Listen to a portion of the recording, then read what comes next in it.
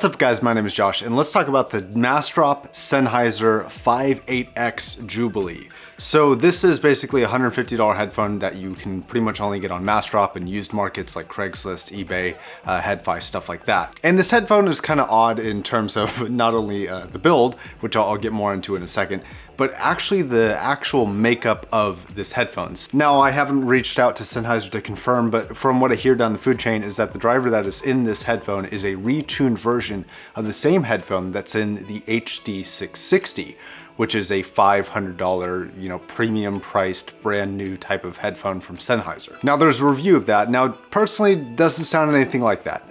I mean, it's similar. It still has a very classic Sennheiser sound signature, especially for like the 6 line. This sounds more like a 6 headphone than it does a 5 headphone in my opinion, but it's not really comparable to the 660. Obviously that's a better overall headphone. Now that doesn't really mean anything for this review. I just thought I'd mention it and thought it was kind of interesting. All right, so let's talk about this headphone. Like usual, if you want to skip to any particular part, go ahead and jump here. That'll get you to wherever you want to go. That being said, let's go ahead and jump into build. So this headphone is actually the same design in terms of the plastic materials as the HD600, 650. Quick side note, I will be comparing this against the HD6XX in a comparison video coming soon. So subscribe if you're not already. It does have the 650 or 6XX headband. It is just as comfortable, has just as much clamp force, has the proprietary right and left connectors.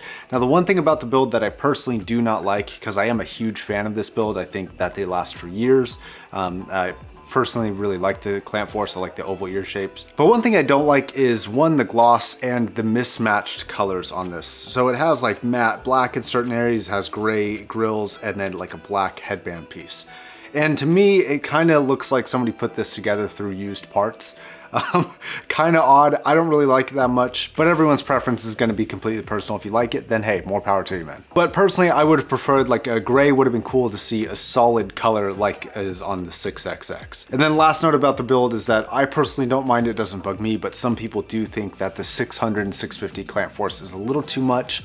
I think it's fine, but some people do complain about kind of pressure in their lower jaw area. Now that that's out of the way, let's go ahead and get into the power requirements of this. So this is a 150 ohm headphone as opposed to the 6XX's 300 ohm, and it has a sound pressure level of 104 decibels, which means that you can power this off of a phone. Actually, it sounds pretty good off of a phone.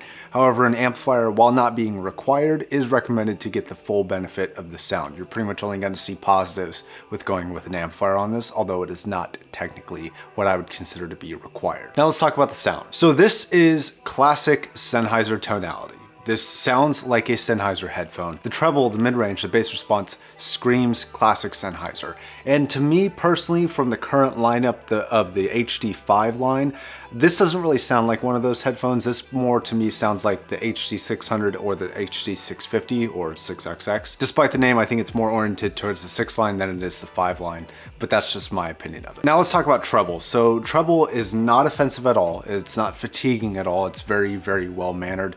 It's not bright by any means. It never gets really sibilant at all. It's very pleasant, yet very detailed, very etched out. And for me, there's not really anything to complain with the treble on this head. I found it very clear and very concise, and there's not really much more for me to say on that. Okay, so mid-range and vocals. Now, mid-range is a huge focus of this headphone, just like it is on the 600 and 6XX. This has excellent tonality, presence, and attack in that mid-range, and it does have a little bit of a boost, not a whole lot, but enough to make a difference on the lower mid-range. And that's going to be one of the big differentiating factors from the 6XX, just to give you a little bit of a heads up there, as well as the bass response, but more on that on the comparison. So vocals are amazing. Simply put, at a mark of $150, I think that these do vocals better than anything in the $150 range, not just Massdrop items, but anything $150 or below, I think this beats out. Male vocals are rich, female vocals are angelic and beautiful, and you get this great center focus. And if you've never heard like an HD600 or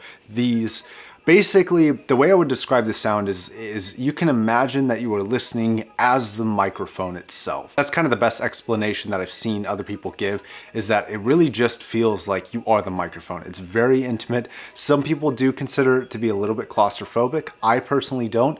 I really like the intimacy, and it does have this great separation when it has a singer kind of right in your face and then has the background music kind of way off in the background. Now I'll get more into that separation when I talk about imaging and soundstage. For now, let's talk about bass. So the bass on this headphone is similar to the 600 and 650, although I will say it's slightly boosted from what I can remember for the 600, and compared to the 6XX, it is definitely a little bit boosted comparatively. Now that being said, it's not very large in amount. As a headphone, not comparing it to the 600 or the 650, it isn't a very bassy headphone. Roll-off starts about like 90 to 100 hertz. Yes, you can still hear the sub bass. It is still detailed, but it doesn't have a lot of impact behind it. So if you're getting this to listen to really bass heavy music, you may be disappointed, and it does still leave a little bit to be desired. Although if you're coming from like a 6XX, it is slightly boosted. All right, imaging and soundstage. So these are very, like I said, intimate headphone. They're very center focused headphone.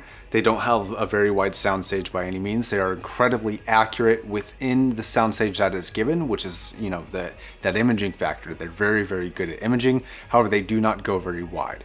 Everything is pinpoint, everything is kind of centered or narrow, but not very far out. So if you like really far out headphones, this is not the headphone for you. If you really dig intimacy, this is a great $150 option. All right, on to the conclusion about this. So here's the thing. If this were just a headphone and not a Massdrop headphone, I would say absolutely the best headphone that you could probably buy for 150 bucks. If not, it's damn close, and it's up there in probably the top 5, top 3. It's that good.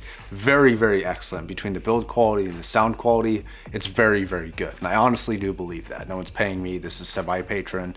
This is just my opinion. And overall, price per performance, this is a 10 out of 10 product. Whether it's Massdrop or not, it is a 10 out of 10 product. It's a little ugly because of the mismatched colors. That's just my opinion though. But value for money, this is excellent. However, we have to talk about the Massdrop issue. And the Massdrop issue, I know some people don't care. You know, some people don't mind the weight or it not always being available. But with a product like this, it's not always in the drop section. They don't always have it on sale. With the 6XX, I've heard some people complain. I've heard some people complain that like wait times can be anywhere between 2 to 3 days, which is not bad. And then I've heard it being really bad at like 6 to 8 months to get those. I haven't heard anything about these, so I'm not going to consider wait time a downside, but I am going to consider availability a downside because they may not always be available. It's not like you can just go to Amazon and buy them anytime you want them. Now, I'm not considering that a downside to this headphone, just more of a concern for your purchase. This is a 10 out of 10 headphone in my opinion, but you do have to deal with some availability issues with Massdrop. So I can't answer if that's worth it or not for you, so I will leave that question up to you. I do new videos every single day, so if you're not already subscribed, go ahead and hit that subscribe button. It would really help me out, and I'll catch you guys in the next video. Thank you very much for watching. I also want to say that this headphone was sent to me by a patron. It's not asked or influenced me. All the opinions about this headphone are my own. I wasn't influenced, paid, or otherwise asked to say anything in particular about this headphone. Patreon link is down below, and yeah.